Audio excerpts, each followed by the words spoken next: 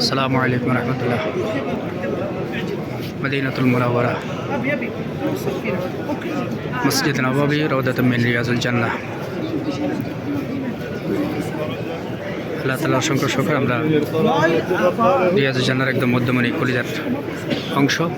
আমরা সেই জায়গায় ইমামের মেম্বার থেকে রাসূল সাল্লাল্লাহু আলাইহি ওয়াসাল্লামের রওজা পর্যন্ত রাসূল বলছেন মা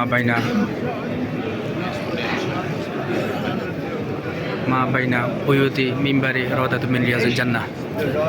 রাসূল বলছেন আমার মিম্বার থেকে আমার ঘর পর্যন্ত, আমার ঘর থেকে আমার মিম্বার পর্যন্ত এই অংশটুকু জান্নাতের বাগানগুলোর একটি বাগান।